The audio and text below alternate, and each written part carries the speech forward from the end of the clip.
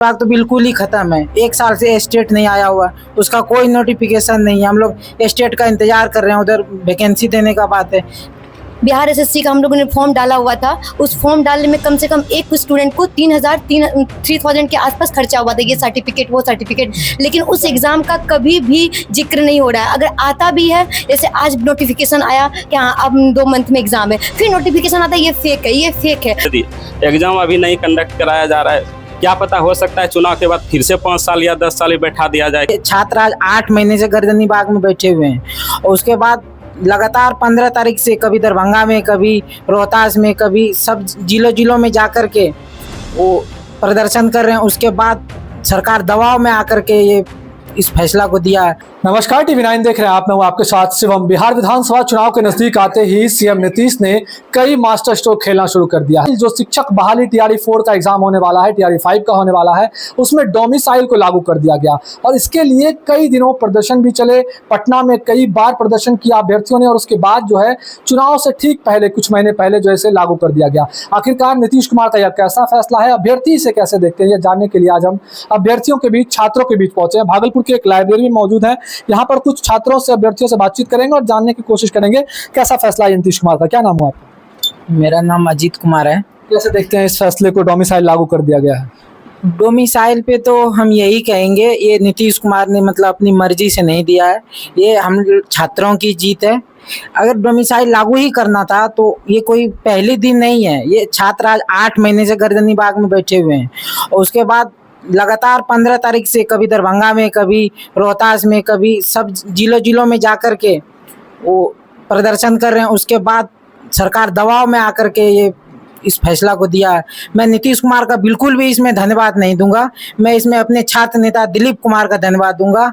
हम लोग भागलपुर में भी प्रदर्शन हुआ है, हर जिला में प्रदर्शन हो रहा है, जिसके बाद सरकार दबाव में आकर के वो फैसला दी है, ना कि उन्होंने अपने मर्जी से। और जिस तरह से चुनावी साल है, आज नीतीश कुमार 20 साल से बैठे हुए हैं। 20 साल में क्या किया उन्होंने?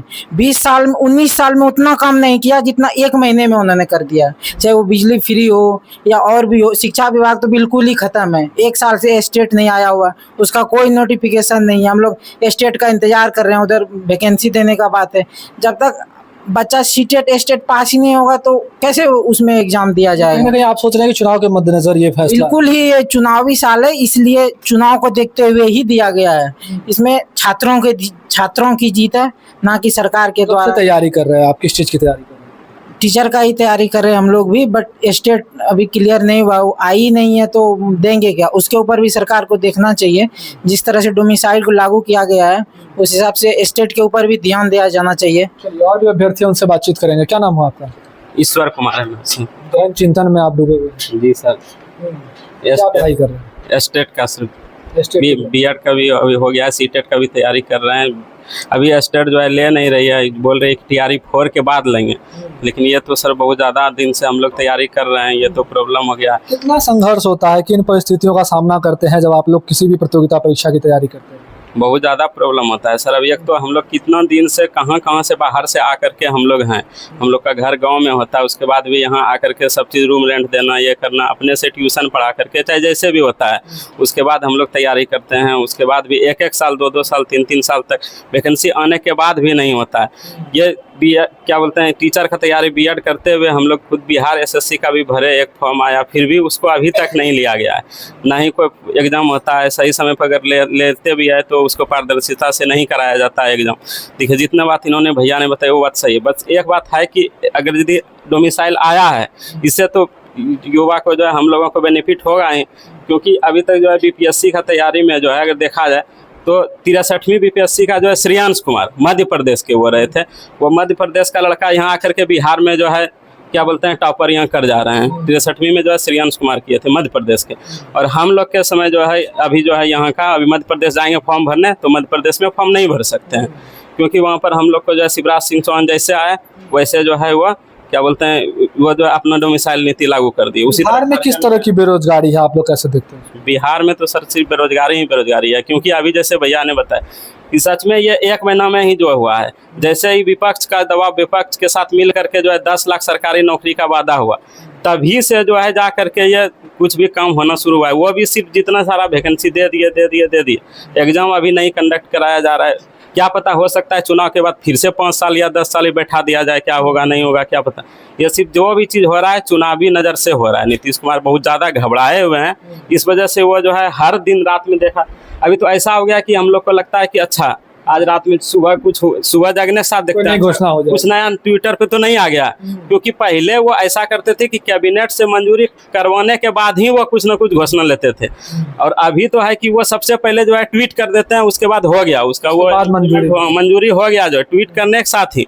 अभी देखिए बिजली फ्री का ही बात हो तो ट्वीट किया, उसके बाद से कहीं कोई चर्चा नहीं है, बस हो गया। जबकि नीतीश कुमार का विधानसभा में जो है बहुत अच्छा वीडियो है कि जिन्होंने कहा था कि हम बिजली फ्री कभी नहीं देंगे, लेकिन जो है उस चीज़ को अभी जो है वो 125 यूनिट दिए। चाहे वो पैसा का ही जो भी बोलते थे, तेजस्वी को बोलते थे हम 10 लाख नौकरी तुम कहाँ से दोगे, आज वो बोल रहे हैं हम 1 करोड़ नौकरी देंगे, अगले 5 वर्ष में 1 करोड़ देंगे। अभी जो है 4 दिन पहले वो बोले हैं 1 करोड़ देंगे, ताकि अभी जो है 1 करोड़ वो कहाँ से देंगे, अभी तो उनको यह चीज़ सोचना चाहिए। चलिए और भी लोगों से बात करते हैं। आपका क्या नाम है? ज्योति कुमारी। किस चीज़ की तैयारी कर रहे हैं, कब से कर रहे हैं?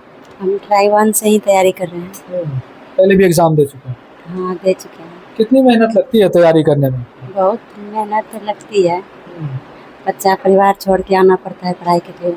बच्चे हैं छोटे आपके? हाँ, और वो NIS से हम किए थे तो मेरा सर्टिफिकेट रद्द भी हो गया था। पहले मान्यता नहीं थी NIOS की? हाँ, नहीं, फिर मान्यता मिला तो ऐसे तो पहले रिजन टूट गया था, फिर भी सोचे कि अब तैयारी करते हैं तो कर ही लेते हैं, बाद में हो सकता है B.Ed कर सकते हैं, लेकिन तब तक मेरा NIS का सर्टिफिकेट मान्य हो गया है। अच्छा, डोमिसाइल पहले नहीं थी तो उसके वजह से क्या क्या परेशानी हुई आप लोगों को? आपने TRE 1 का एग्जाम भी दिया? वो तो डोमिसाइल लागू होने,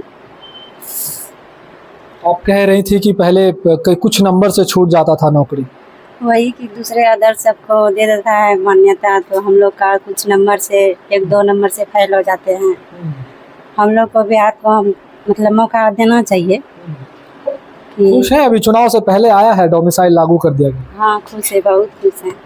कुछ लोग तो कह रहे हैं चुनावी स्टंट है केवल ये सरकार। हाँ, तो चुनावी के लिए ही है ये डोमिसाइल। चुनावी देख रहे हैं। हाँ। क्या नाम है आपका?